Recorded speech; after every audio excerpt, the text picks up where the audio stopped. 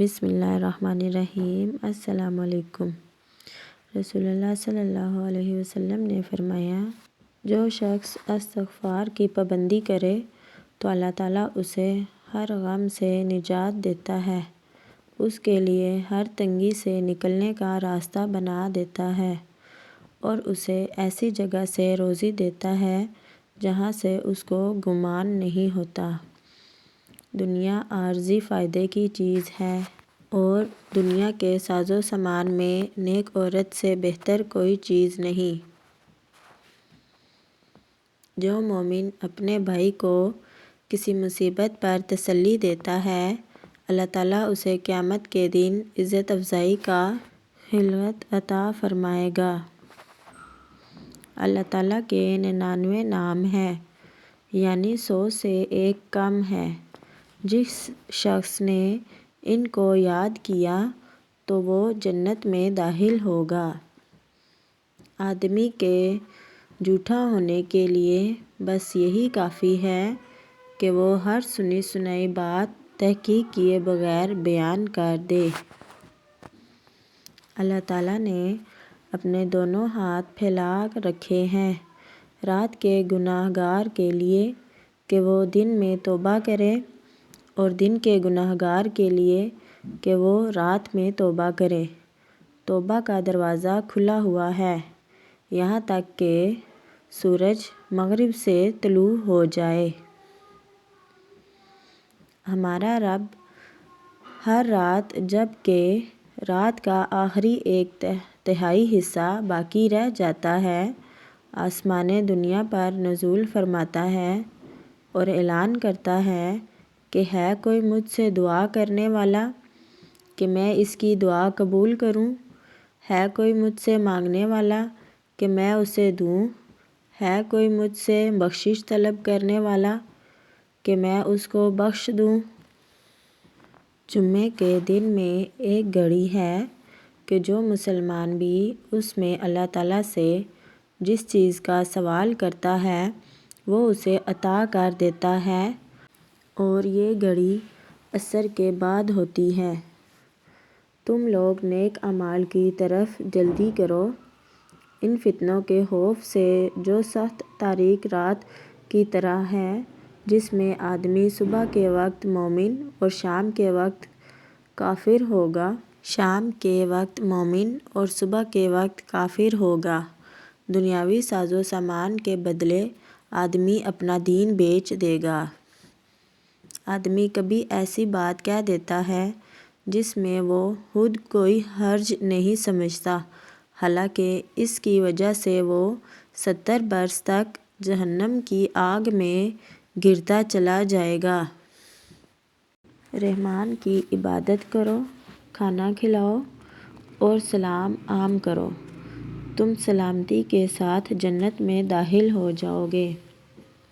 نبی صلی اللہ علیہ وسلم اپنے سجدوں میں یہ دعا کیا کرتے تھے، اے اللہ میرے چھوٹے بڑے پہلے پچھلے ظاہر اور پوشیدہ تمام گناہ معاف فرما دے۔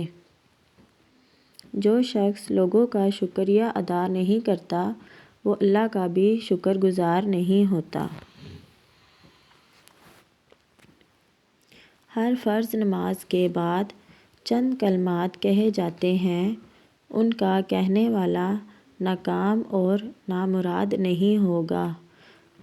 33 مرتبہ سبحان اللہ، 33 مرتبہ الحمدللہ اور 34 مرتبہ اللہ اکبر کہنا۔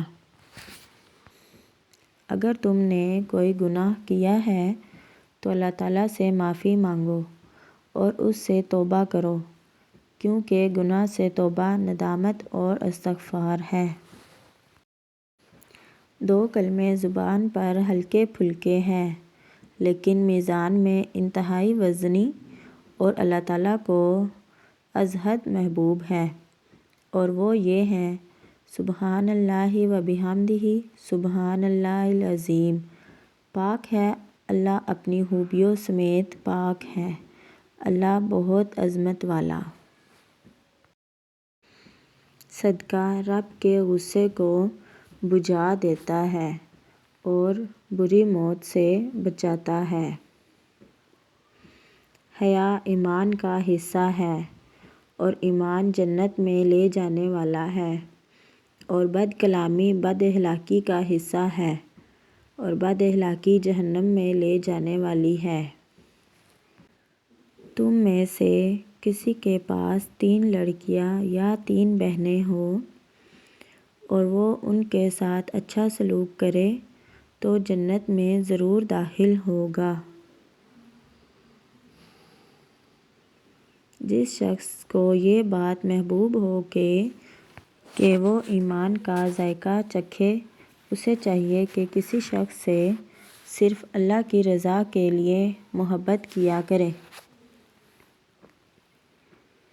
اللہ کے راستے میں گزرنے والی ایک صبح یا ایک شام دنیا سے اور جو کچھ دنیا میں ہے سب سے بہتر ہے۔ دنیا میں اپنے سے نیچے والے کم مال کو دیکھو، اپنے سے اوپر والے کو نہ دیکھو۔ اس سے یہ ہوگا کہ تم اللہ کی نعمت کو حقیر نہ سمجھو گے۔ جس نے اپنے بھائی سے ایک سوال تک قطع تعلق کیا تو یہ عمل اس کا خون کرنے کی طرح ہے۔ اللہ تعالیٰ تمہاری صورتوں اور مالوں کو نہیں دیکھتا بلکہ تمہارے عملوں اور دلوں کو دیکھتا ہے۔ رحمت صرف بدبخت ہی کے دل سے نکالی جاتی ہے۔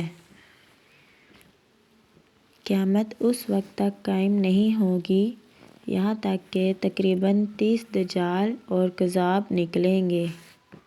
ان میں سے ہر ایک یہ دعویٰ کرے گا کہ وہ اللہ کا رسول ہے۔